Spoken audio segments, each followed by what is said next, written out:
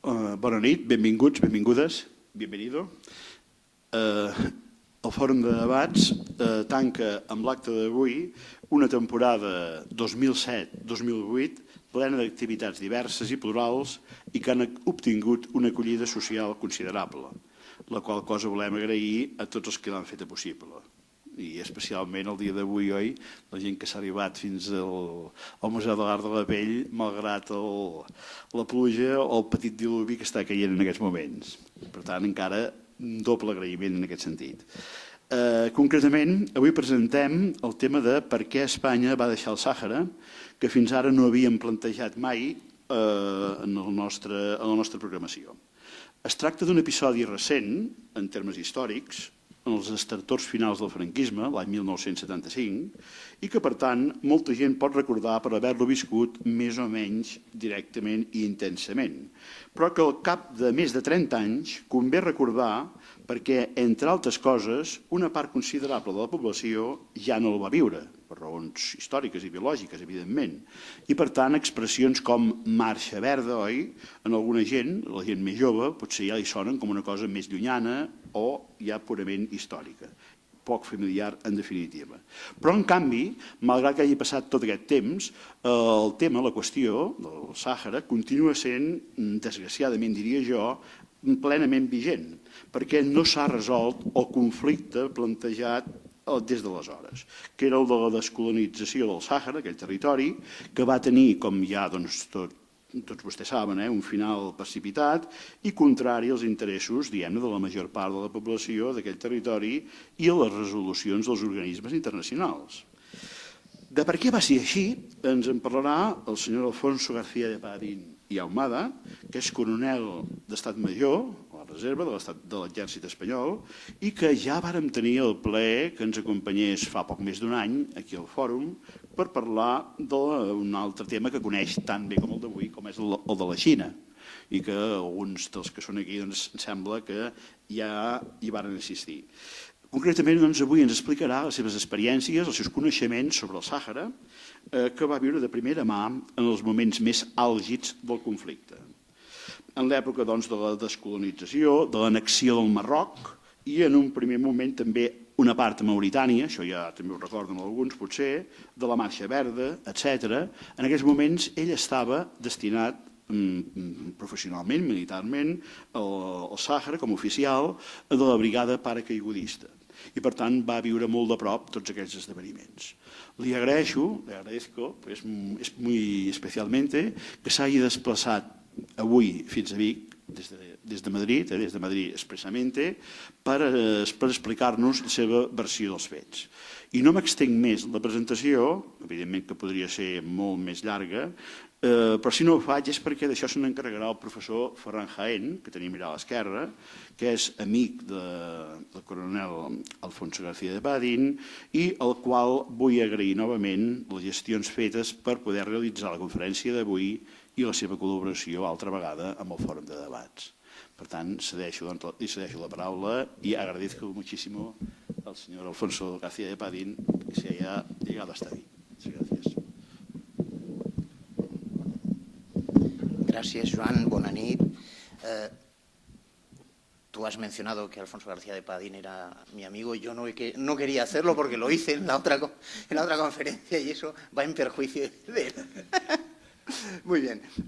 Tengo la satisfacción de presentar hoy al coronel Alfonso García de Padín, diplomado de Estado Mayor, que es el diploma más elevado en el ejército español, que conoce de primera mano el Sáhara Occidental desde el año 1962 hasta el momento en que las tropas españolas abandonaron aquel lugar, con periodos intermitentes como corresponde a la Brigada Paracaidista, unidad en la que él ha estado 20 años, hasta pasar a ocupar el cargo de agregado de defensa en China, como dijimos en su día.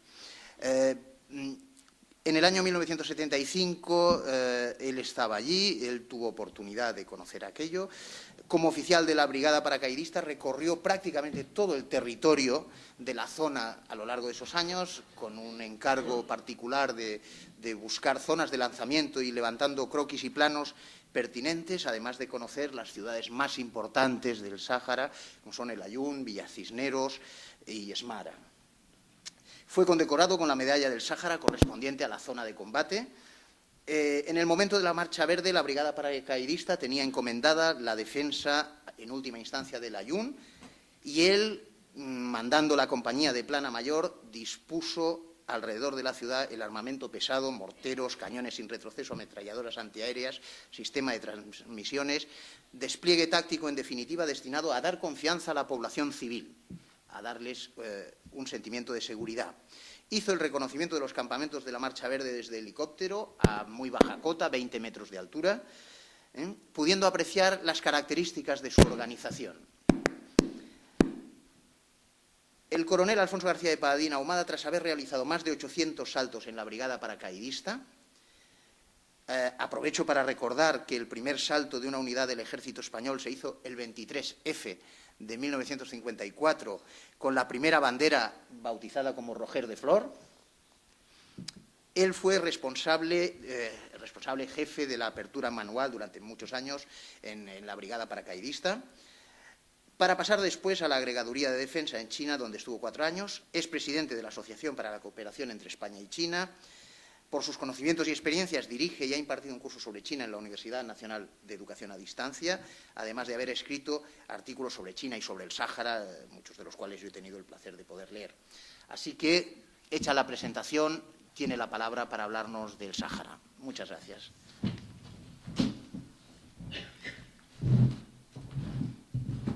Bona nit. Antes de nada, quiero agradecer a la dirección del Fórum de Debat y muy especialmente a su presidente, Joan Brugués, la gentileza que ha tenido de invitarme por segundo año consecutivo a participar en esta muy destacada tribuna que son las conferencias del Fórum. También al profesor Jaén Col, que de nuevo ha puesto sobre el tapete, con el afecto que se desprende de la presentación, una vieja amistad de la que me muestro especialmente orgulloso, y sobre todo a todos ustedes el que hayan querido asistir a esta conferencia, que espero no les defraude. Conferencia con la que voy a tratar de contarles parte de la historia de la presencia española en el África Occidental, porque aunque fundamentalmente va a tratar del Sáhara, voy a hacer también unas pequeñas referencias a Ifni. Historia que la voy a empezar por el final. Una mañana de enero, en el aeropuerto de Villacisneros, en el que despega un avión de transporte de la Fuerza Aérea Española, concretamente un Aviocar, con los últimos componentes, compatriotas nuestros que estaban en el Sáhara. Un mes antes, el que les habla, entonces capitán de paracaidista, había hecho lo propio, despegando con su compañía, en este caso del Aaiún, y cuando después de dejar el acuartelamiento y arriar la bandera en una ceremonia sencilla pero emotiva, pasamos camino del aeropuerto delante del Parador Nacional, el único hotel que como tal funcionaba en el Aaiún, y en la terraza había unos oficiales marroquíes saboreando, imagino, unas tazas de té. Pero lo que también saboreaban, y eso no lo imagino, estoy seguro, era el éxito que había supuesto la Marcha Verde, de la que luego hablaremos, y la presión que con ella se le había metido a la administración española. Pero ¿cómo habían llegado esos oficiales allí? ¿Por qué nosotros nos marchamos? En definitiva, y en consonancia con el título, ¿por qué España dejó el Sáhara? Bueno, nuestra presencia se remonta a los Reyes Católicos. Parece ser que fue lo que ahora se llamaría una apuesta personal de la reina Isabel, que recomendaba a sus capitanes que no olvidaran esas costas africanas, y de hecho mandó uno de ellos, Diego de Herrera, que levantó una fortaleza, una torre pequeña, en lo que luego se llamó Santa Cruz de Mar Pequeña, que los nativos llamaban Dar ar-Rumi, la casa del cristiano, y que se identifica con lo que luego sería Sidi Ifni. En el Sáhara fue muy posterior. En 1884, con motivo de abrir una factoría pesquera permanente y como consecuencia de algunos pequeños ataques que sufrió, se puso una guarnición igualmente permanente de 25 hombres que pasaría a depender de la Capitanía General de Canarias. Posteriores tratados, el de Berlín, luego el de París, con el propio sultán, ampliaron nuestra zona Entonces ocurría en derecho internacional que si tú llegabas a un sitio donde no hubiera ahí nadie establecido, una tierra que se consideraban res nulli, tierra de nadie, tierra sin dueño, pues el que llegara allí y plantaba su bandera, pues allí estaba oficialmente, legalmente instalado. Y entonces, como digo, ese territorio, que eran dos territorios muy distintos, tanto Ifni como Sáhara. Ifni pues era un rectángulo de unos 60 kilómetros de costa acantilada y abrupta, unos 30 de anchura, total unos 1.700 kilómetros, muy montañoso. El Sáhara, que en todos los tratados entonces se llamaba el Sáhara español, era el extremo occidental del desierto del Sáhara, el desierto más grande de los que hay por el mundo, y que era un desierto muy árido, era un desierto muy pobre en superficie, pero por lo visto con unas riquezas que tenía en su subsuelo. Este desierto no siempre fue así, es decir, estudios geológicos dicen que mucho tiempo atrás, unos 10.000 años, el desierto estaba cubierto por un manto verdoso, por frondosos bosques, surcado por caudalosos ríos, y que hacían que sus orillas hubiera una fauna pues similar a la que ahora hay por la sabana subsahariana.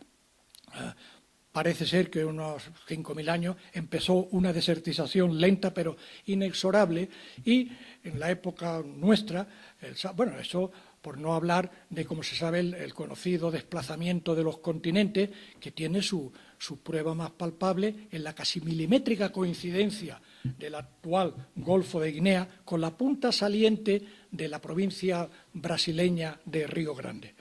Lo que fue el Sáhara nuestro tenía unos 1.000 kilómetros de costa, unos 250 kilómetros de anchura, y era, pues como he dicho, en un clima muy distinto si era en la costa que si era en el interior. Ese primer medio siglo, esa primera mitad del siglo pasado, transcurre en una época de abandono del gobierno, de orfandad del gobierno español, que hay que entenderlo, porque España acababa de perder las colonias y no estaba el horno para bollos para gastarse mucho cispenio en aquello. Y pese a esa orfandad y ese abandono, adquirió cierto renombre internacional por algo impensable, como era el desarrollo de la aviación comercial, la española y concretamente la francesa.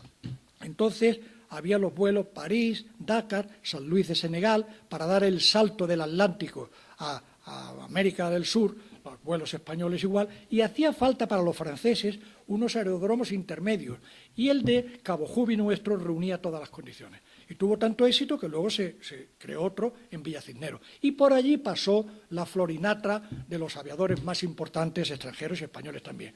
¿Como quiénes? Pues, por ejemplo, Italo Balbo, por ejemplo, pasó Antoine Saint-Exupéry, pasó Limber. El caso de Limber es un caso, y otros que les voy a contar, es un caso realmente familiar y entrañable, me parece a mí, porque Limber estuvo allí con su mujer y estuvo varios días en Villa Cisneros, probablemente intentando que su mujer se evadiera de la terrible tragedia que supuso el rapto y la muerte de su pequeño. Y estuvo allí en Villa Cisneros con el gobernador, pescando en chalúa y demás. Y luego hay el caso de la, dicen, famosísima aviadora alemana, Elly Beuchholm, y digo dicen porque yo la verdad no recordaba esa historia, pero en 1993 el agregado aéreo alemán a la embajada en Madrid resucitó el tema, localizó a esta mujer ya muy anciana, casi 90 años, que vivía en Friburgo, y entonces esta mujer emocionada mandó unas cartas y una fotografía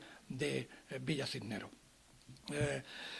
Sin embargo, repito, todos esos años, en realidad, salvo estas cosas que le he contado, en España prácticamente el gobierno no se preocupaba de aquella zona.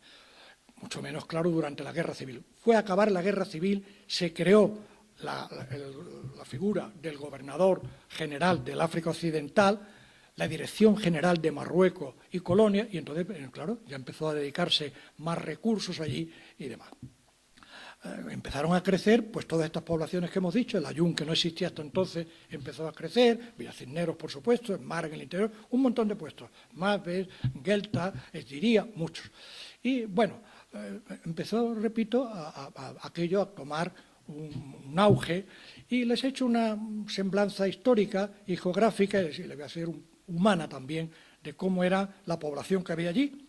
Bueno, pues la población, los saharauis llegaron a esa zona, yo creo que en el siglo VI, VII, probablemente huyendo de unas invasiones, y son muchas tribus, pero todos tienen en común dos cosas.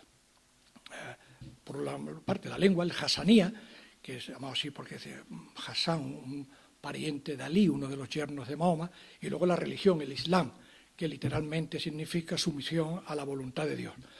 A destacar el orgullo que siente el saharaui por su forma de vida, lo que le convierte en seres arrogantes hasta el punto de despreciar a los que no son de esa condición. No les digo más que circula una leyenda, medio en broma, medio en serio, que dice que en el momento de la creación Dios llamó al viento y del viento creó al nómada, al hombre del desierto. Y de la punta de la flecha de ese nómada, de ese beduino, al camello. Y luego, después del camello, al asno. Y del asno dice, de las inmundicias, de los excrementos del asno, al resto de los demás mortales que no son nómadas y que viven en caseríos y en poblados. Es decir, a todos ustedes y a mí. Yo que les confieso que no me hacía particularmente feliz el descender de la costilla de Adán, pero vista lo visto, lo prefiero a de la caca de un burro. Pero aparte de leyendas y no leyendas, lo cierto es que los saharauis, esa dureza de su hábitat, hace que unas figuras normalmente estilizadas, una gran resistencia a la fatiga y una serie de virtudes como cuáles, como la austeridad, la sobriedad, la fe en Dios, la hospitalidad, son muy hospitalarios. Por su parte, las mujeres tienen fama de poseer un bello rostro. Posible, sí, que tengan algunas unos ojos bonitos, ya saben que se los pintan de azul y demás, aunque los saharauis lo que más destacan de ellas son la blancura de los dientes, que los suelen tener muy blancos. Luego, cuando bailan, tanto de rodillas como de pie, se embrean y con unas muecas de coquetería y tal. Pero al margen de que puedan o no ser guapas o no guapas, que eso siempre sería discutible y opinable, lo que sí son mucho más participativas como madres y como esposas en la vida del entorno que les rodea y en las propias familias, que tienen muy en cuenta en su familia siempre la opinión normalmente ponderada y ecuánima de estas personas, de estas mujeres. De hecho, ahora mismo en los campamentos de refugiados de saharaui, en Tinduf y demás, ellas asumen un montón de tareas, por ejemplo, las administrativas. Les he dado un poco una panorámica de cómo era el entorno y, bueno, allí empezaba a crecer, repito, el Sáhara Ibni, cuando va a ocurrir algo que va a trastornar por completo y que va a romper todos estos moldes que le estaba pintando. Y es que España se vería envuelta en una verdadera guerra, que desconozco por qué razones, la censura indudablemente. En España pues, se silenció o por lo menos se intentó minimizar. Y el tema va ligado a la independencia de Marruecos. En el 56 Marruecos se independiza, inmediatamente surge un llamado Ejército de Liberación, y el tal Ejército de Liberación del sur, se llamaba exactamente, en realidad iba enfocado contra los franceses, es decir, que en realidad iba contra los destacamentos franceses de Mauritania. Pero claro, tenían que pasar por el Sáhara español y además los franceses han tomado siempre muy en serio todos estos temas suyos de la presencia militar por donde estuvieran y no, por allí no era buen sitio. Y entonces lo orientan contra los españoles. Año 1957. Ya ese verano empieza a cundir un poco la alarma, tanto en Ifni como en el Sáhara, y las directrices que llegan de Madrid son, bueno, como no podemos defender todo el territorio, vamos a intentar, las directrices son, los puestos pequeños se repliegan sobre las dos grandes poblaciones y es así, defenderlas a toda costa. Yo voy muy brevemente a citarle las acciones que he elegido porque me parece que tienen su interés y que a ustedes pues les gustará, o pienso que son interesantes. Y de entre ellas, bueno, al parecer, me contaban los que luego serían mis compañeros, que en Ifni empezaron los tiros a las 6 menos 20 de la mañana del 23 de noviembre de 1957. Dice que se lo esperaban porque un poco antes habían cortado las líneas telefónicas con los puestos del interior. Eso se rechazó y entonces los puestos del interior Los pequeños, pues pasó lo que no podía de otra forma pasar. Los pequeños, que había a lo mejor media docena de nativos, pues la verdad es que se rindieron, imagino además sin ofrecer resistencia, y hasta es comprensible. Los puestos más fuertes y más importantes, que había oficiales y suboficiales y tropa española, resistieron. Y voy a contar un par de casos. Uno de ellos fue el socorro al puesto de Telata de Lisbulla.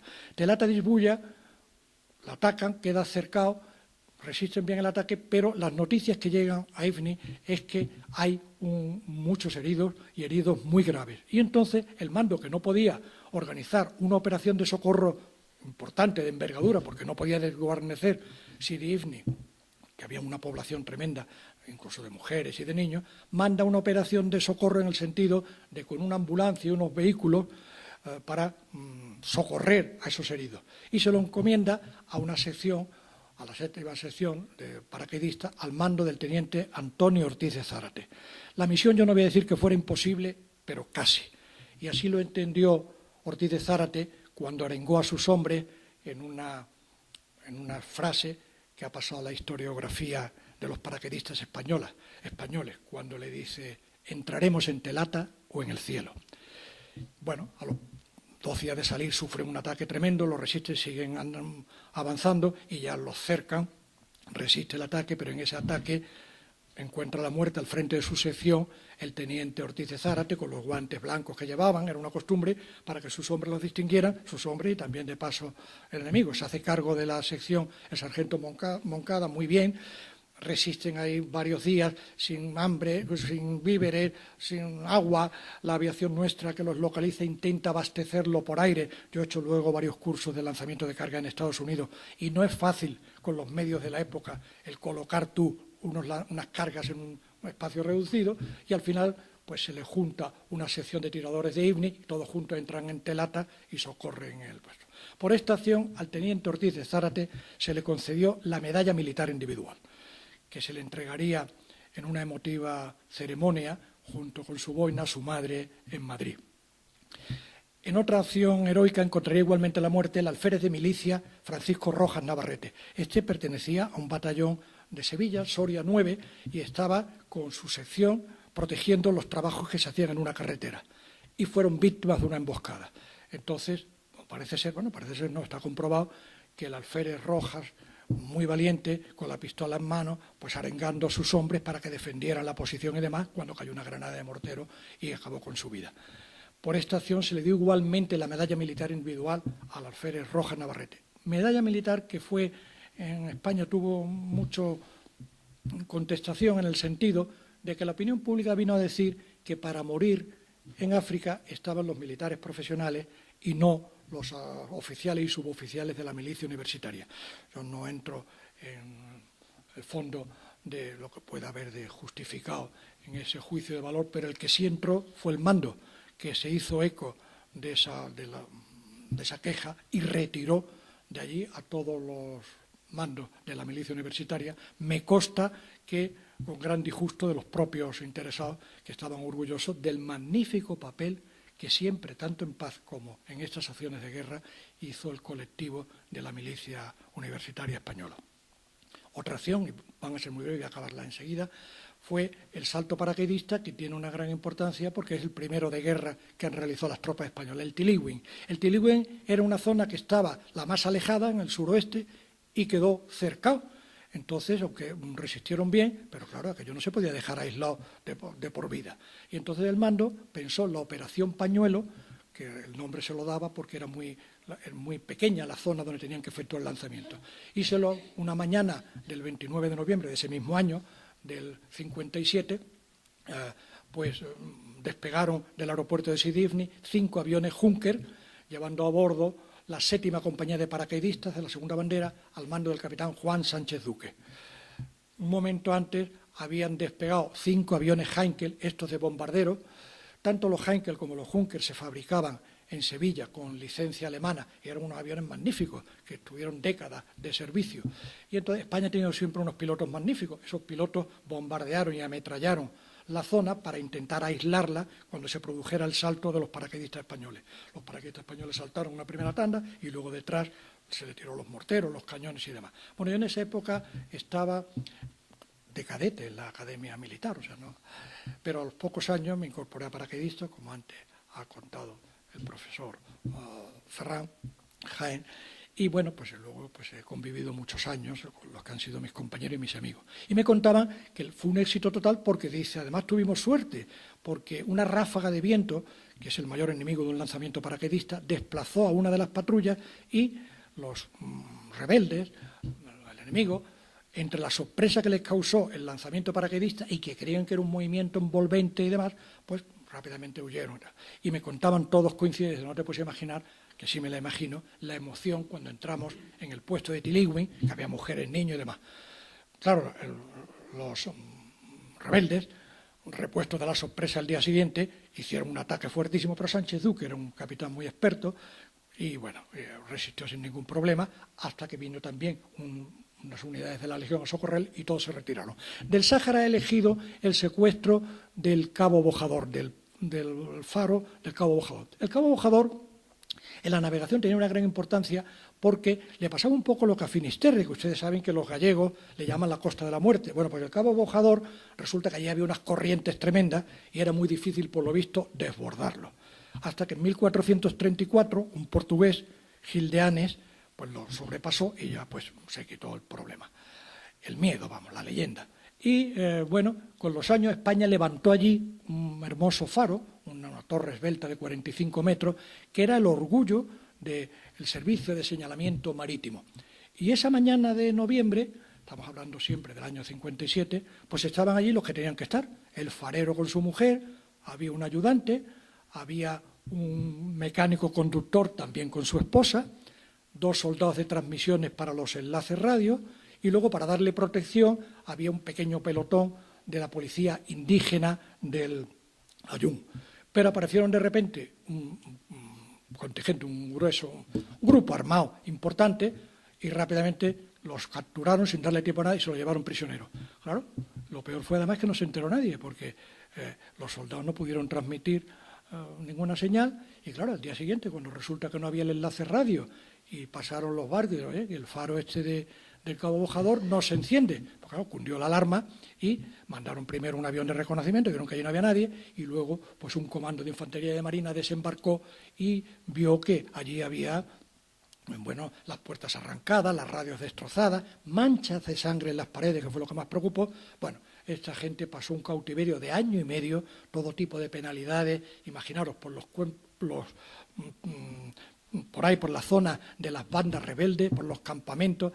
España, naturalmente, presentó una protesta porque encima eran civiles, se estaban cubriendo un servicio absolutamente internacional, como es dar ayuda a la navegación. Y después de año y medio, pues el sultán, que entonces era Mohamed V, pues se prestó a devolverlo en una pantomima que hizo allí para que se viera la benevolencia y se lo entregó al cónsul nuestro en Rabat. Y por último, el tema de Chera de la Legión, que, bueno, hablar en el Sáhara de la Legión es hablar de Chera. En el Ayun, claro, la gente estaba preocupada, porque por las noches había ataques nocturnos, entonces las mujeres, las esposas que no habían querido, las que habían querido quedarse allí, no habían querido que las evacuara y siguieron allí junto a sus maridos, por lo visto ponían las colchonetas y los colchones en las paredes, o sea, el ambiente era en ese sentido preocupante en el Ayun. Y entonces, a favor de que la Legión, el Tercio, había hecho una operación de reconocimiento que había sido muy exitosa, había producido una veintena de bajas entre el enemigo, sin apenas bajas, sin ninguna baja nuestra, pues entonces, animado con eso, pensó dar una operación de mayor envergadura contra el corazón de las bandas rebeldes, sin darse cuenta que, en este caso, la banda rebelde, el árabe, pues le guardaba el tema y le preparaba en lo que más ha dominado toda la vida el guerrero árabe, que es la emboscada. Entonces, esta operación se le encargaron a la 13 bandera de la Legión, iba por la Sagia al-Hanra, es el mayor río de allí del Sáhara español, es un río seco normalmente, salvo cuando hay lluvias, y bueno, yo no estaba en el cañón de Colorado norteamericano, pero imagino que es una cosa así, más a lo grande el americano, pero bueno, el de la Sagia es bastante grande también. Y entonces la unidad esta iba, pues como ustedes se imaginarán, y no hace falta para eso ser militar profesional, van delante unas vanguardias, unas columnas, y detrás va el grueso. Y entonces cuando iba por el borde de la Sagia al llegar a la altura de Chera, que está a unos 20 y tantos kilómetros de Layún, pues la compañía que iba en vanguardia, y dentro de ella la sección, un teniente que se llamaba Martín Gamborino, pues vio abajo en la Sagia unos camellos pastando, unas teteras abandonadas, unos vasos, y entonces bajó con su sección.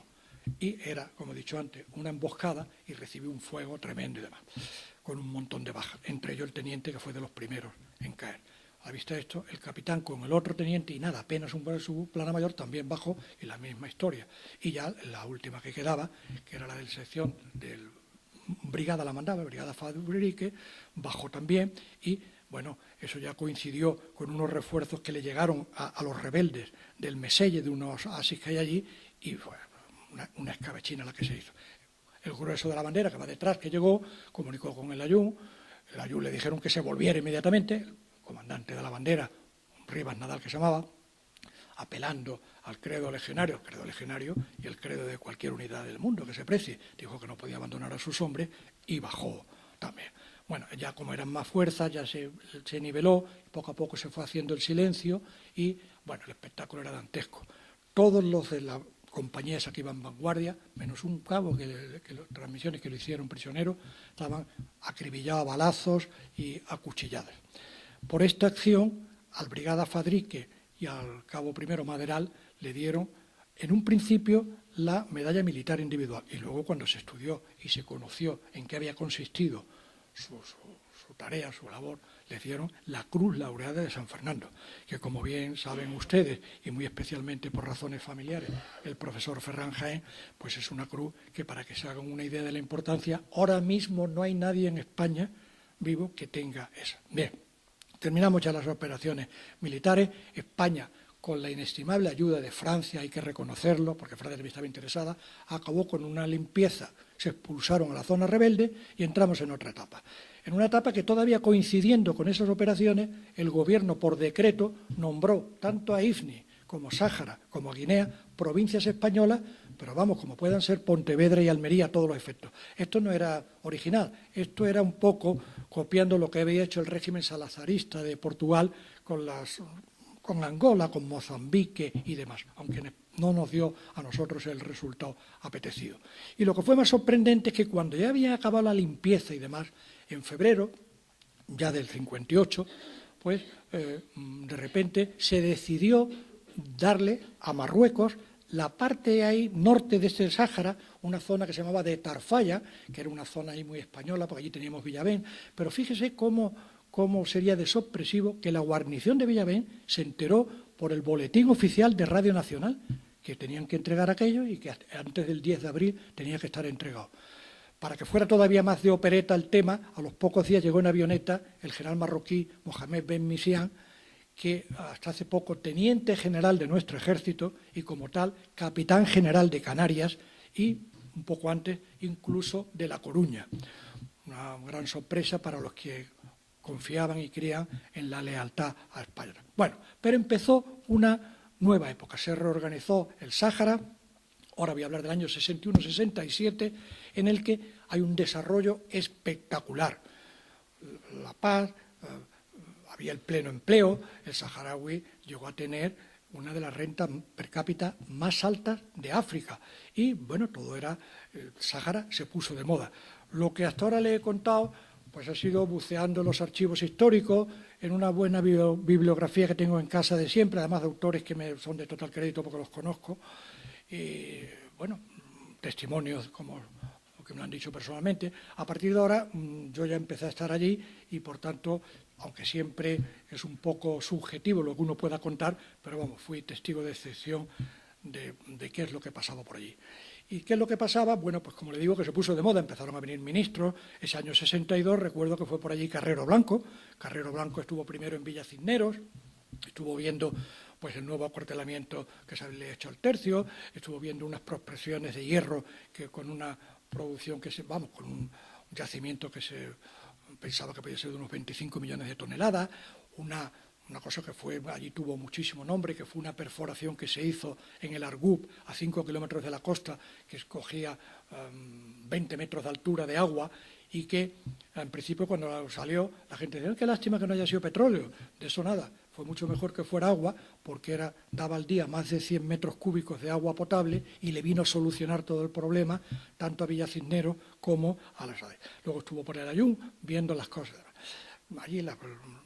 Pero fundamentalmente, ustedes también querrán saber, bueno, pues cómo se vivía allí en esas poblaciones. Hay que diferenciar cómo se vivía en estas dos grandes poblaciones, el Ayun y Villa Cisneros, con los puestos del interior y dentro de esto incluso con Esmara. Bueno, pues el Ayun era como un pueblo grande con la clásica calle, hablo años 62, porque luego, claro, fue mejorando en todos los sentidos. Una calle principal, bueno, la mayor parte de la población era naturalmente militar, pero también había mucha gente civil. Sí, ¿como quién? Hombre, pues había una oficina de correo, había una delegación de Hacienda, una delegación de Obras Públicas, había, perdón, un instituto, el instituto, bueno, con unos profesores, alumnos pocos, alumnos había españoles 8 o 10, no llegaba una decena, 1 o 2 saharauis, había también luego unas escuelas primarias con muchos niños, eso sí, niños saharauis, había un hospital, un médico, había una iglesia, allí había pues un cura, un sacerdote, le llamábamos Monseñor Herbiti, no, yo no creo que fuera obispo, no podía ser, pero vamos, todo el mundo le llamamos Monseñor, era un buen hombre además que estuvo allí hasta el final. Y la vida, bueno, pues diversiones pocas, había un cine. Yo no soy especialmente cinéfilo, pero yo creo que aquel primer año fui todas las tardes al cine, sin perderme una sola película. Y luego, bueno, pues diversiones tenía, te podías tomar una copa en un sitio. Villa Cisneros era más o menos lo mismo, solo que añadía para los aficionados a la pesca, que era un sitio buenísimo de pesca, hasta el punto que venía incluso gente de Canarias, gente con mucho dinero, como hay que imaginarse, para venir de Canarias y de pesca. Los puestos en el interior, bueno, era completamente distinto. Esmara era un puesto muy grande, era una ciudad santa, que España la había ocupado en el año 34 un teniente Bullón y un capitán Bullón y un teniente Lagándara, en nombre de España, en el año 34, era una ciudad santa, como digo, árabe, y eso era un puesto grande, pero de todas formas, de esto que he dicho, nada, allí había un correo, un júnker que iba y te recogía, y si se ponía alguien malo, grave, lo evacuaban a un hospital, al Ayun o a Villa Cisneros. Y ya luego los puestos del interior, ya para qué contarles, mucho más pequeños, mucho más. Porque además había un factor que hacía la vida mucho más incómoda en el interior, que era el clima. El clima en el Ayun y en Villa Cisneros era muy agradable. El Ayun estaba a 20 y tanto, 27, 28 kilómetros de la costa, y había una brisa, y en Villa Cisneros estaba en la plena costa. Pero claro, es que en el interior, conforme te ibas yendo para el interior, yo recuerdo, como han dicho antes, los paracaidistas hacíamos muchos ejercicios de salto, de lanzamientos en el interior. Y bueno, recuerdo que cuando salté en Maves, que estaba muy metido, casi en la frontera con Argelia, en Tinduf, los lanzamientos paracaidistas son siempre temprano, pero bueno, como tuvimos que despegar del Ayun mientras volábamos y tal, no sé, saltaríamos sobre las 9, 9:30, y ya hacía 40 y tantos grados de temperatura. O sea que, claro, eso condicionaba una barbaridad en unos puestos con pocas comodidades, con problemas. Bueno, pero repito, la vida era agradable, aquello se iba desarrollando y de repente surge un tema que va a cambiar a nivel internacional y a los que estábamos allí, pues toda esa vida, que es el descubrimiento de los fosfatos de Bucra. Que en el Sáhara había fosfato, ya lo había dicho el profesor Alia Medina en el año 42, y además había levantado un plano geológico, un mapa. Pero sería a finales del 61 y primero del 62, cuando un grupo de ingenieros de la empresa Adaro, dependiente del INI, descubre que allí hay unos yacimientos de fosfato y empieza a hacer una ubicación, bueno, pues era un yacimiento de 84 kilómetros de longitud, 3 kilómetros de anchura, 4 o 5 metros de espesor, a cielo descubierto, lo que hacía más fácil su extracción. Era un fosfato tricálcico que aparecía en mantas, en capas de apatito, que es el mineral que lo protege, una pureza superior al 80%, y en sucesivas campañas, hasta el año 65, se llega a la conclusión de que allí se ubican aproximadamente unos 1.500 millones de toneladas de este fosfato. Y se empieza entonces en pensar en una explotación de 10 millones de toneladas al año. Los españoles en general somos un poco fantasiosos, yo creo que ustedes los catalanes son más pragmáticos, es la idea que yo tengo, y entonces allí pues se llegó a empezar, bueno, pues aquí lo que tenemos que hacer es porque a todo esto el tal Bucra, donde se había descubierto, era un paraje que estaba a 100 kilómetros de la costa y a 100 kilómetros del Ayun. Entonces, claro, había que ver cómo se sacaba eso, cómo se llevaba a la costa y cómo se embarcaba. Entonces, como le decía, esta a veces de pensar grandilocuente. Bueno, aquí lo que hay que hacer es hacer un ferrocarril, que te puedas morir, y luego vamos a hacer un puerto como el de Hamburgo, como el de Barcelona, tal. Bueno, claro, eso evidentemente no hubiera tenido sentido y nunca se pudo hacer. Pero lo que sí se hizo para su explotación, bueno, se adquirió una gigantesca excavadora, una moderna dragalina de la casa Krupp, de 2.000 toneladas de peso, con unas palas tremendas, rompía la costra del apatito lo cargaba en unos camiones, lo llevaba a una planta que había allí trituradora, separaba el apatito de lo que es el fosfato, ya daba un fosfato de mucha calidad, y por una cinta transportadora de 100 kilómetros de longitud, 110 tenía, dividida en sectores de 10 kilómetros, se llevaba a un pantalán en la puerta y se embarcaba. Bueno, esto era una obra que yo no entiendo cómo en España el secretismo del gobierno pues actuó de forma indirecta de que no se conociera la importancia de este proyecto, con el que España puso de manifiesto su capacidad para llevar a cabo unos proyectos industriales a gran escala y en unas condiciones adversas. Pero, claro, en cambio sí le llamó la atención a los técnicos extranjeros que iban allí, porque es que, claro, era, como he dicho antes, los trabajos de extraerlo, era la planta esa que daba un fosfato de una gran pureza, la planta salinizadora que se hizo, la central eléctrica que se hizo allí, el pantalán ese para cargar, bueno, eso era una obra de ingeniería que se adentraba en el mar 3.150 metros para que en los momentos de baja mar pudieran atracar buques de más de 100.000 toneladas. Y por si fuera esto poco, es que encima la empresa, bueno, cuando empezó esto de los fosfatos se creó, de la importancia que había, una empresa en Minsa, Empresa Nacional Minera del Sáhara. Y luego, ya a la vista de que estaba localizado en Bucra, se cambió el nombre a Fosbucra, la empresa.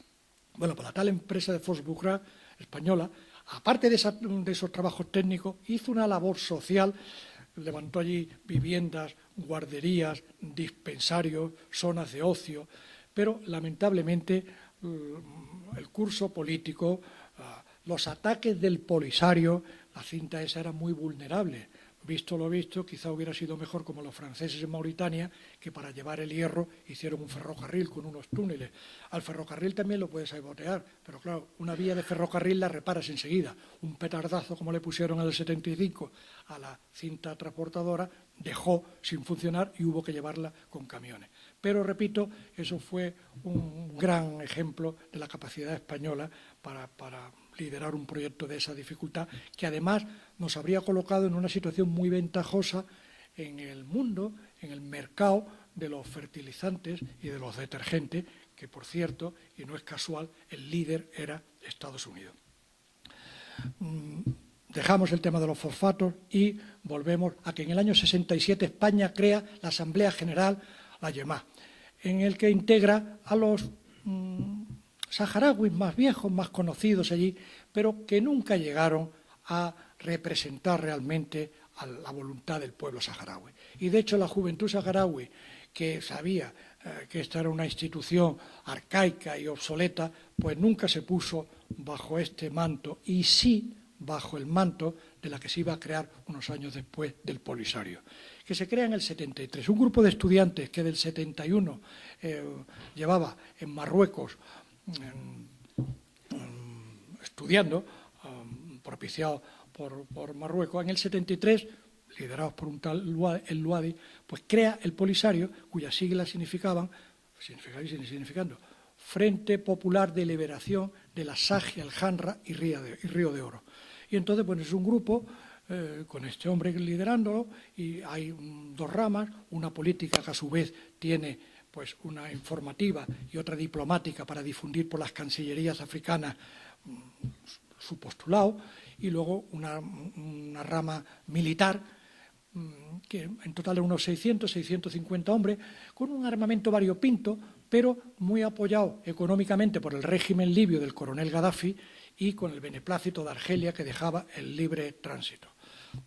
Y empiezan algunas acciones enseguida contra puestos del interior español, incluso causando algunas bajas que, vuelvo a repetir, desconozco por qué nuestro gobierno silencia. Y España, para compensar el nacimiento de este Polisario, crea el PUMS, el Partido de la Unión Nacionalista Saharaui. Y estos hombres, bueno, pues en realidad la idea era buena, preconizaban un mayor papel de la mujer saharaui, claro, de utilizar los recursos naturales, la no injerencia extranjera y lo que era más importante, que preconizaban la independencia del Sáhara, pero de la mano de España y manteniendo la amistad y demás. También en esas fechas, estamos ya 73, 74, el gobierno de España pues hace un borrador de estatuto, del Sáhara, en el cual por primera vez se omite el carácter provincialista que habíamos visto que tenía antes el Sáhara porque se le había otorgado. Y al hilo de todo esto, bueno, pues España anuncia que va a hacer un referéndum para la autodeterminación del Sáhara. Hasta ahí va bien, y todo correcto y bien. Se lo dice a Marruecos y se lo dice a las Naciones Unidas. Marruecos dice, claro, que de eso nada, que si se hace ese referéndum tiene que ser, por supuesto, bajo el auspicio de las Naciones Unidas, previo regreso de los exiliados y tras haberse marchado todas las tropas españolas. España, para poder hacer ese referéndum, y además, como consecuencia de eso, dice que el tema lo va a llevar al Tribunal Internacional de Justicia de La Haya, el tema de España. España, claro, para hacer el referéndum, lo primero que tiene que hacer es hacer un censo y hace, en 1974, el primer y único censo que se ha hecho en el Sáhara, que mereció el reconocimiento internacional porque era difícil el hacer allí en las condiciones aquello. En las grandes ciudades no era muy complicado, pero imagínense ustedes hacer el censo por el interior, en las patrullas de nómadas que había y demás por ahí, ayudados por estudiantes saharauis jóvenes. También ayudó que fue una época de mucha sequedad, mucha sequía, con lo cual esas patrullas no nomadeaban tanto, estaban más fijas. Y se hizo el censo que se llegó a la conclusión que había 73.000, no sé cuánto, 497. 497 no es seguro, 73.000 sí, que de saharaui, muchos de ellos los que había con el carnet de identidad, en fin, toda serie de datos, los que eran mujeres, los que eran niños, los que eran mayores de una edad, menores que otros, y lo que ya se sabía, que más del 50% de ellos pertenecían a la tribu Erguibar. Las Naciones Unidas dicen ante esto que va a mandar una misión y manda una misión. En mayo llega una misión que primero va a Madrid, se entrevista con el ministro de Asuntos Exteriores, Cortina, y luego llega al Sáhara. La misión la constituía un representante de Costa de Marfil, que actuaba de presidente, otro de Irán, y luego una cubana, que esa sí me acuerdo cómo se llamaba, que se llamaba Marta Jiménez.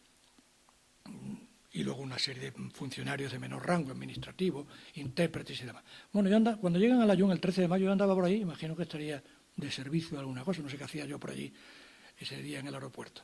Y, bueno, fue espectacular porque, de repente, sorpresivamente, el Polisario, que se dio cuenta de la importancia de esta misión, sorprendió con manifestaciones, con pancartas, pero con pancartas no pidiendo la independencia, que eso se hubiera entendido, sino hostiles a España, a nuestra presencia y pidiendo nuestra retirada. Esto, naturalmente, imagínense lo mal que sentó a todo el mundo. Esta misión de la ONU se entrevistó en los puestos del interior, se entrevistó con los estudiantes, con la YEMA esta que decimos de la Asamblea General, y volvió a Madrid. Volvió a Madrid, se volvió a entrevistar con Cortina y con el presidente del gobierno, con Arias Navarro, y estos, claro, le dijeron, estaban muy preocupados ya, y diciendo que responsabilizaban a las Naciones Unidas si no les ayudaban al tema de la autodeterminación. Y una cosa ya definitiva, que España, si no se le ayudaba, estaba dispuesto a plegar sus banderas y marcharse. Y eso es lo que se decidió días más tarde en el Consejo de Ministros del 23 de mayo de 1975. Se acababa de recibir un informe del Sáhara nuestro muy negativo, les preocupó mucho, se dramatizó la importancia del Polisario y entonces España decidió marcharse. La opinión estaba dividida, es decir, esta opinión de marcharse, los grupos de presión, porque eso fue el pistoletazo de salida, ese Consejo de Ministros, para que los grupos de presión pro-marroquí en España dijeran que empezaran a moverse para que esa marcha estuviera precedida de un acuerdo con Marruecos. Y la opinión estaba dividida. O sea, esos grupos de presión y económicos financieros y algunos ministros sí querían dejárselo a Marruecos. Asuntos Exteriores y los militares que estábamos allí creíamos que era un tema que le pertenecía y que le correspondía al pueblo saharaui. Pero lo que también hay que comprender que eran momentos difíciles para el gobierno. Era la enfermedad de Franco ya casi en fase terminal. Habían sido los fusilamientos de Hoyo de Manzanares que nos había colocado en un paredón internacional de críticas contra España. Y entonces realmente era difícil. A todo esto, en el Ayun, pues la situación era todavía más difícil, en el sentido, el PUNS había desaparecido como fuerza política y sus miembros se habían pasado al Polisario. La llamada Asamblea General, que supuestamente se suponía que tenía que estar del lado de España, pues unas críticas tremendas contra España. Y entonces, en este contexto de crispación y de duda, pues hay los trabajos previos preparatorios para presentar ante el Tribunal Internacional de Justicia de La Haya, que España parece ser que presentó un trabajo magnífico, documentado, con toda serie de datos, desde los Reyes Católicos, pero daba igual porque la suerte estaba echada. Es decir, las Naciones Unidas, con la enorme influencia de Estados Unidos y de Francia, habían decidido que fuera cual fuera el dictamen del Tribunal de Justicia de La Haya, España se marchara del Sáhara.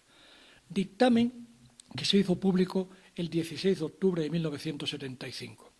El Tribunal, tras unas consideraciones previas, unas generalidades sobre descolonización, pues entra a analizar las dos grandes cuestiones que se le habían sometido, que era a su Asamblea General, que era cuando España, dice, llega en 1884, ¿se acuerdan? Dice que aquello no era, como siempre se había dicho, una res nullius, una tierra sin dueño, sino con que es verdad que la población era indígena, era nómada, pero estaban agrupados, estaban organizados social y políticamente en tribus, bajo el mandato de unos jefes con capacidad para representarlos. El tribunal argumentaba como prueba la documentación que España había presentado precisamente en su día con las firmas y los acuerdos con estos jefes nómadas. Con respecto a la segunda cuestión, después de estudiar toda la documentación que había presentado Marruecos, en el sentido de que el cobro de tributos y el nombramiento de Cadís, que decía Marruecos que eso era una prueba de un lazo de soberanía histórica, el tribunal llegaba a la conclusión que eso no suponía ningún lazo de soberanía histórica, pero sí un vínculo jurídico de vasallaje entre el sultán y solo algunas de las tribus. Con respecto a Mauritania, llegaba a la conclusión de que ni vasallaje ni soberanía, pero que sí algunas tribus mauritanas tenían el derecho a pastar y a usar los pozos en algunas zonas del Sáhara.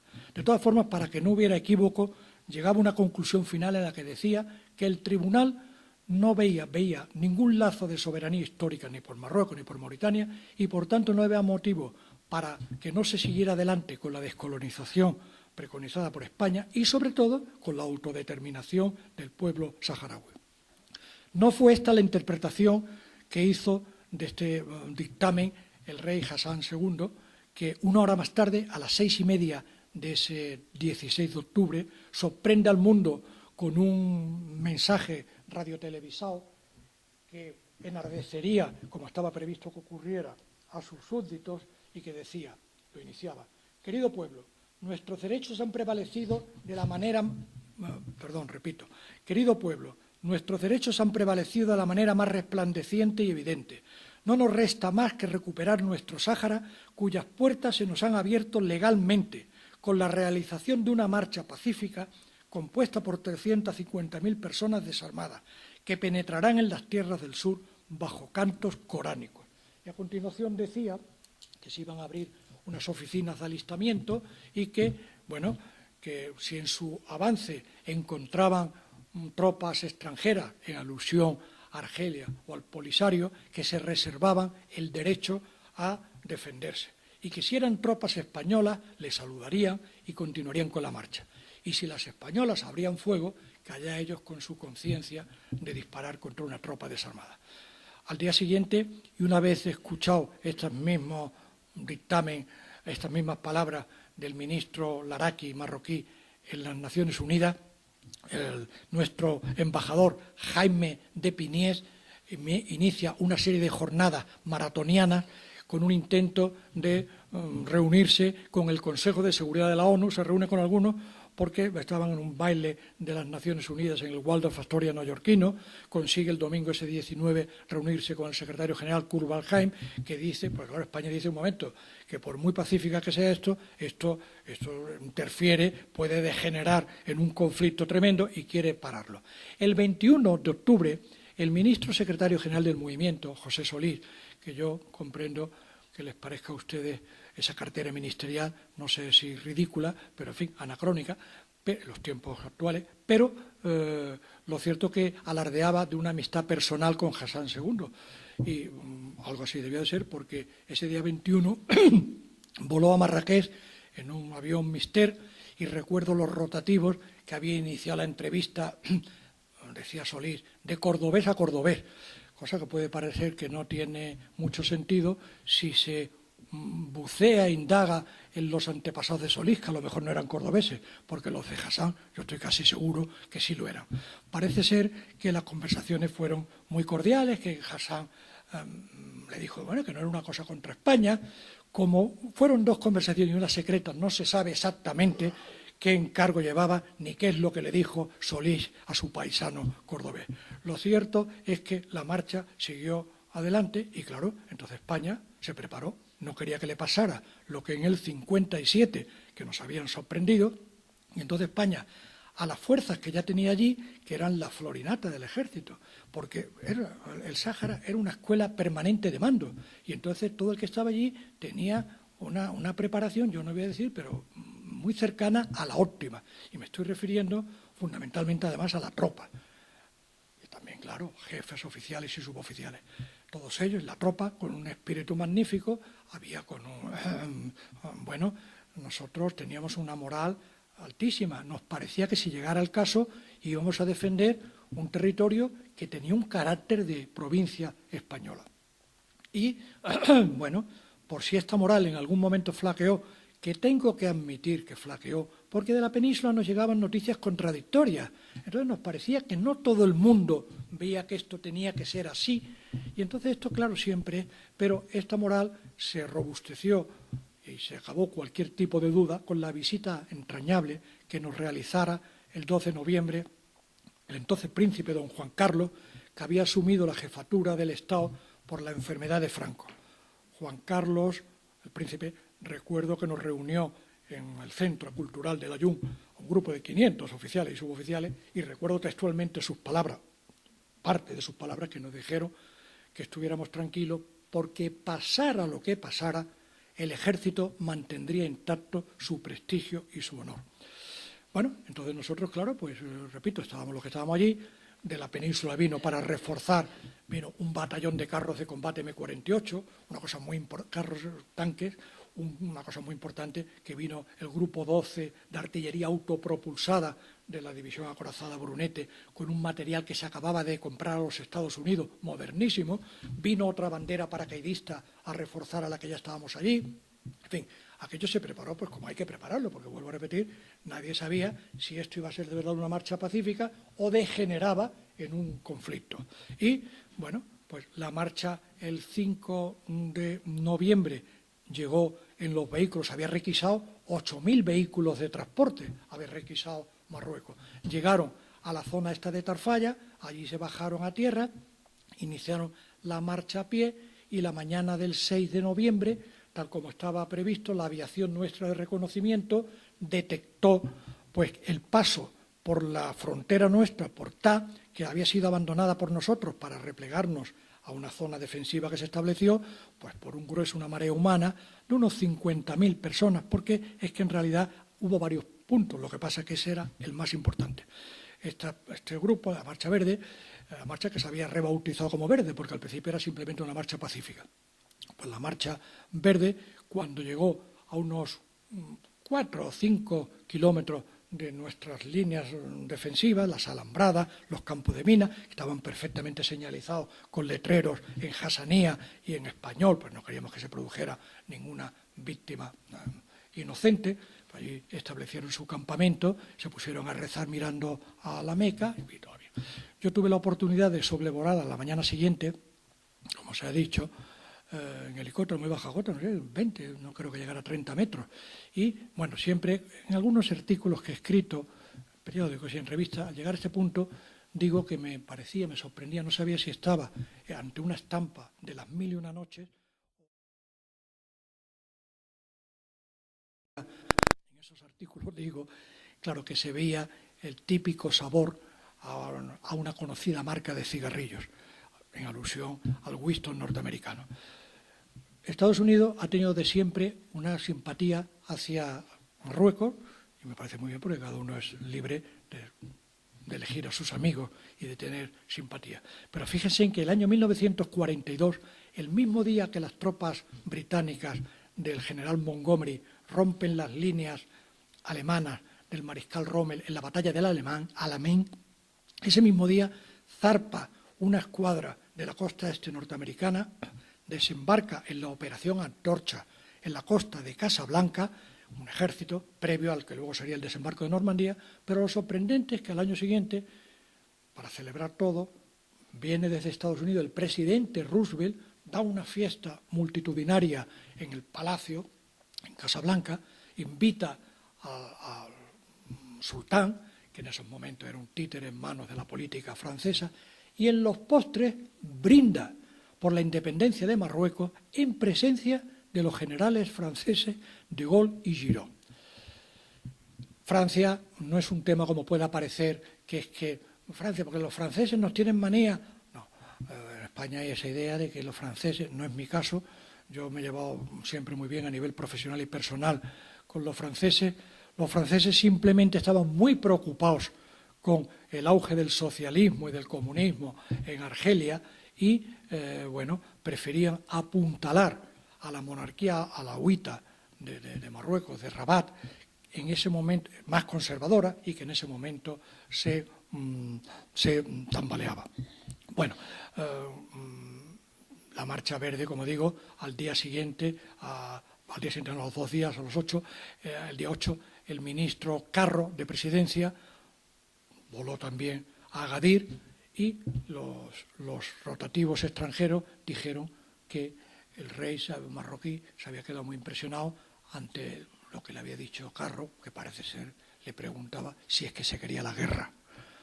España desplazó parte de su escuadra, de su flota allí, al puerto de la Luz, de Las Palmas, destructores, fragatas, en la base aérea de Gando, y Hassan dijo que no, que ya se había cubierto el objetivo, que la Marcha Verde había cumplido su objetivo, que efectivamente lo había cumplido, y que retiraba sus tropas, retiraba el contingente que poco a poco se fue retirando, pues a Tarfaya. El día 11 llegó a Madrid una numerosa delegación marroquí presidida por su primer ministro y mauritana por el ministro de Asuntos Exteriores. Y empiezan las conversaciones de Madrid, que algunos llamaron secretas, porque secretas fueron. Es decir, de hecho, no se dio publicidad hasta el 6 de diciembre. España hizo el paripé de que lo sometía al refrendo de las Cortes. A las Cortes se le llevó un borrador con un único artículo que se le pedía permiso para iniciar estas conversaciones y que parece ser que lo aprobaron 40 votos a favor, 2 en contra y uno que se abstuvo, una abstención. Pero no el contenido de este tratado, que en definitiva lo que España decía en él, de acuerdo con Marruecos y con Mauritania, que se establecía un gobierno provisional, que se nombrarían 2 gobernadores, uno mauritano y otro marroquí, que auxiliarían al gobernador español, que se tendría en cuenta la opinión de la Yemá y para no perjudicar al pueblo saharaui, y que antes del 28 de febrero España tenía que haber abandonado la colonia. Bueno, estos acuerdos eran absolutamente nulos de pleno derecho.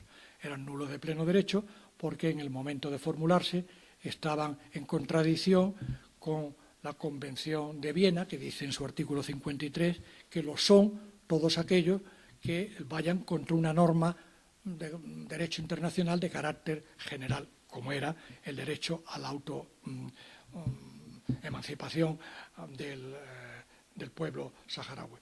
Pero es que además eran nulos porque, para mayor INRI, 2 de los sujetos de derecho internacional, Marruecos y Mauritania, carecían de capacidad jurídica para obligarse con respecto a un objeto, el territorio, de los que no eran propietarios. Incluso España, como potencia administradora, podía haber seguido las normas que le decía las Naciones Unidas para esta autodeterminación, pero nunca transferir a un poder interpuesto, como era la llamada, con una estructura colonial. Bueno, imagínense en ese mes de ya el desconcierto en el Sáhara, no desconcierto, no se ve muy bien lo que hacer, pero sí las tropas, los puestos del interior se replegaron sobre Esmara, los más alejados. El 30 de noviembre ya todos ellos hacia el Ayun. La noche anterior los saharauis con sus familias, los pobres asustados, claro, lógico, atemorizados, recogieron los bártulos, los pocos muebles, iniciaron un éxodo hacia el exilio, hacia Argelia, hacia Tinduf. Luego los otros puestos del sur se replegaron sobre Villa Cisneros, de forma tal que el 19 de diciembre ya no quedaba en el Sáhara más que medio centenar de españoles en el Ayun, en Villa Cisneros y en el Pantalán de Fos-Bucra en la costa. Y finalmente, como digo, pues ya en enero, tal como decía, las conversaciones, yo también las llamo secretas de Madrid, el 28 de febrero ya no quedaba ningún español allí. Bueno, aunque no es objeto de esta conferencia, simplemente decirles que, como ustedes saben, y para terminar con ella, como ustedes saben, la guerra ya ha continuado, en este caso entre Marruecos y el Polisario. Bueno, Marruecos, porque Mauritania hizo mutis por el foro y al pronto se fue. Bueno, Marruecos, para proteger las principales poblaciones y los fosfatos de Bucra, ha levantado 6 murallas, pero que la primera tenía 600 kilómetros, una muralla de 4 metros de altura, cada 10 o 12 kilómetros defensas electrónicas de la casa Westinghouse norteamericana, baterías de artillería. Entonces, claro, la batalla que pudiéramos llamar militar, pues esa hoy por hoy la ha ganado. Otra cosa es la política, porque más de 80 países reconocen en la actualidad a la RAS, la República Árabe Democrática Saharaui. Y nada más, aunque ahora hay un coloquio, como no voy a tener oportunidad de despedirme personalmente de ustedes, decirles que, bueno, ya saben eso de que el dicho de que nunca segundas partes fueron buenas, pero lo que a mí respecta, esta segunda parte de volver a estar ante ustedes ha sido buenísima, porque de nuevo me he sentido comodísimo, me he sentido que ustedes con su atención, con el interés que me ha parecido, han escuchado mis palabras, me han facilitado extraordinariamente mi intervención. Muchas gracias y bona nit.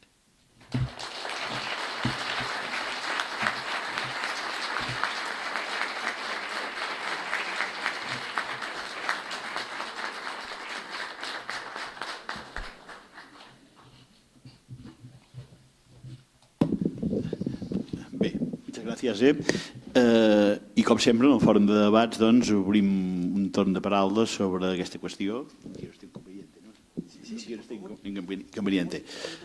Tothom qui vulgui doncs, que pot demanar la paraula per demanar-li doncs, al coronel Alfonso García de Padín el que li sembli. Digues, doncs, sisplau, tenim micro... En fi. Sí, en tot cas, veig que no hi ha el micro inalàmbric avui, em sembla, o... Doncs procurem cridar una mica, sisplau, sí. Perdó.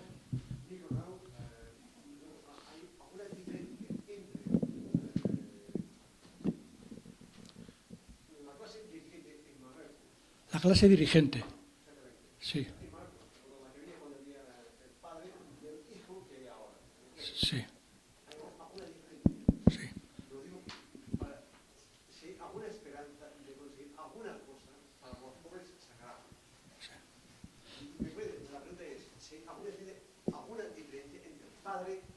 Sí. Tienen poder total. Me parece una pregunta muy interesante y, bueno, yo naturalmente no soy un biógrafo de estas personalidades, pero me temo que no haya mucha diferencia. La había más entre el hijo, que ahora ya sería el padre, y el sultán Mohamed V. Es decir, cuando en febrero del 61 muere Mohamed V y deja al príncipe Moulay Hassan II, este príncipe pues levantó una monarquía pues en realidad constitucional y de alguna forma democrática. Es decir, lo que pasa que es que para tanto toda esta monarquía, el tema del, como he dicho antes, del Gran Marruecos, es decir, no solamente es un tema que lo viven y lo beben desde pequeños. Entonces yo creo que aunque él a nivel personal pudiera haber algunas diferencias en el sentido que pudiera ser más aperturista, y fíjese hasta qué punto no lo hay, de que hay una cosa, o sea, lo más que ha cedido Marruecos actualmente en este tema es darle una autonomía al Sáhara. Es decir, Marruecos ha elevado a las Naciones Unidas su proyecto, el de ahora mismo, el mes pasado me parece que fue cuando elevó esa propuesta, en el que está dispuesto a darle una autonomía al Sáhara, pero siempre de la misma forma que en España tenemos las autonomías que tenemos, es decir, siempre de un Estado, lo mismo que en España, dentro del Estado español, pues dentro del Estado de Marruecos. Naturalmente eso no satisface al pueblo saharaui, porque el pueblo saharaui lo que quiere es en ese sentido mucho más honrado, porque quiere es la autodeterminación y dice que aceptará el resultado. Es decir, no dice que por la fuerza quieren ser independientes. No, ellos lo que dicen es que quieren, como en su día se les prometió, que se llegue a una autodeterminación y que se acepte lo que se diga. Es decir, me temo, contestando su pregunta, que entre el actual Mohamed VI, el anterior Hassan II, pues no haya mucha diferencia, y si la hay a nivel personal no se atrevan a manifestarla porque está muy extendida esas reivindicaciones en el conjunto de sus súbditos. Sí. Sí, no.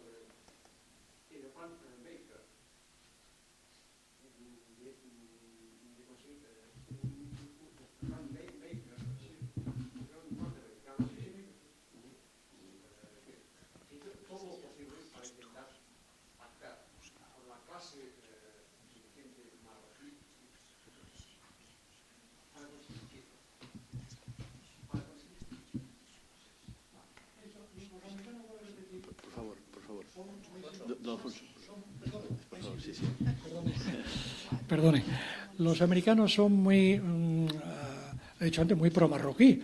Nosotros tenemos otro ejemplo que no pasó a mayores porque realmente el tema no daba para más, pero fue el conflicto del islote Perejil.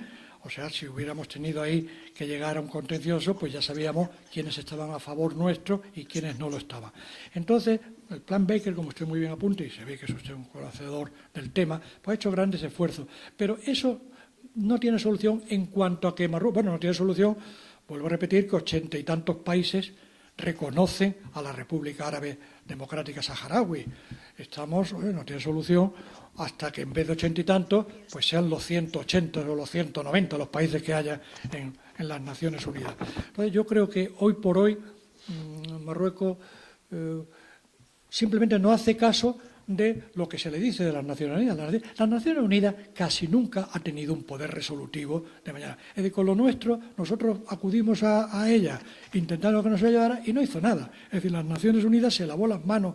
Por eso yo un poco culpo, entre otras muchas razones, al abandono al que nos sometió la comunidad internacional y en particular las Naciones Unidas. Entonces estoy con usted que no sé qué ha podido llevar y qué secreto tenía Baker, que no sé también si le dijo cómo salir de cordobés a cordobés, que no lo creo, porque no creo que Baker lo fuera, pero no sé qué secreto podía llevar, pero de luego no ha logrado nada, porque la prueba está que eso está en un impasse.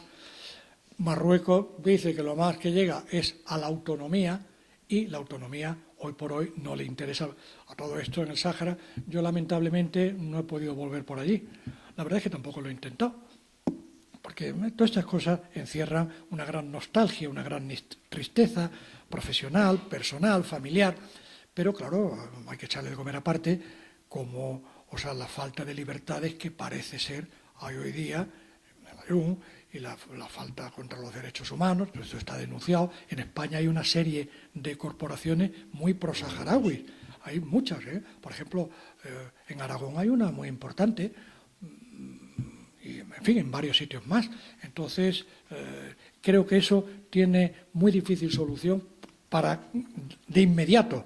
Ahora, indudablemente, las Naciones Unidas no puede cruzarse de brazos y ver permanentemente esto, como digo, que si en su día fue nulo de pleno derecho, lo sigue siendo, pero es que lo sigue siendo la presencia del ejército marroquí en un territorio que no le corresponde y que nunca debió de llegar. Fue uno de los grandes errores de España el bilateralizar con Marruecos. Es decir, entró en un juego que nunca debió haber entrado a España y le dio una importancia a Marruecos y a Mauritania que no le correspondía. Sí. A ver, yo le quiero hacer dos preguntas concretamente. A ver, usted ha resaltado el hecho concreto de su vivencia del final de la salida del Sáhara. Yo voy a darle un pequeño resumen de lo que estaba ocurriendo en aquellos momentos. Muy bien. Con un régimen que estaba al final, con Franco agonizando, Sí. Con un gobierno presidido por Juan Carlos sin ninguna autoridad, Sí. con un ejército, la cúpula totalmente dividida por las acciones que tenían que hacer, con una ETA que en aquellos momentos estaba muy activa, sobre todo con los militares, y también con unas organizaciones políticas que ya estaban negociando ya por debajo que estaban negociando ya con algunos personas del gobierno. Sí. En aquellos momentos en la prensa salió que la salida del ejército Sí. fue muy deshonrosa. O sea, se sentían traicionados. Yo le quiero preguntar cómo vivió usted aquellos momentos, si era así.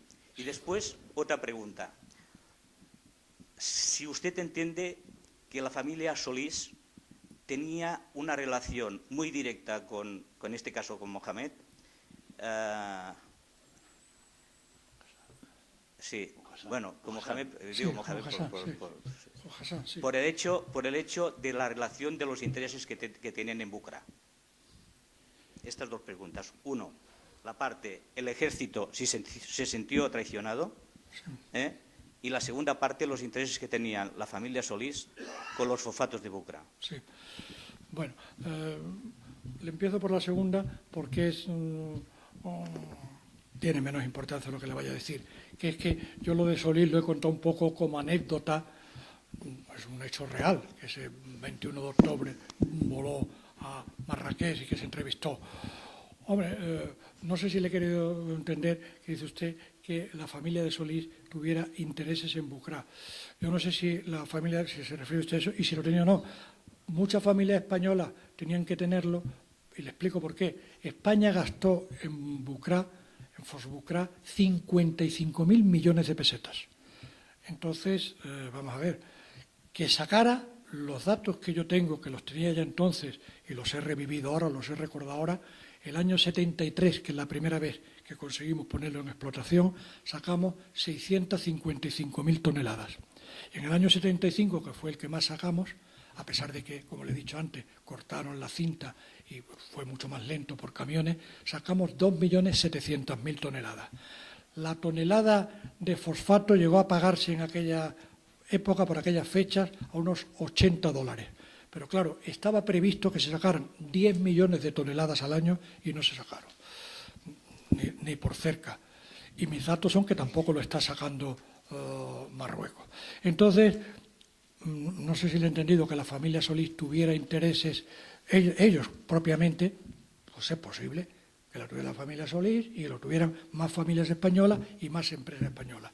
Los grupos de presión que sí lo tenían, no era exactamente en Bucra, y además ahora lo menos, sino en Marruecos. O sea, Marruecos, España, tradicionalmente, como antiguo protectorado nuestro que fue, pues hay muchísimas empresas españolas que tienen intereses allí. La política, ya sabéis, que es una pescadilla que se muerde la cola en el tema de los intereses económicos y los intereses políticos. En cuanto a lo que sí es más importante, si nosotros nos sentimos deshonrados, yo sinceramente no tuve esa sensación. Yo quizá, por buscar un calificativo, bueno, yo a todo esto era un pobre capitán de paracaidistas, es decir, yo no era el gobernador militar del Sáhara y no, o sea, lo que yo pueda pensar, tampoco yo puedo.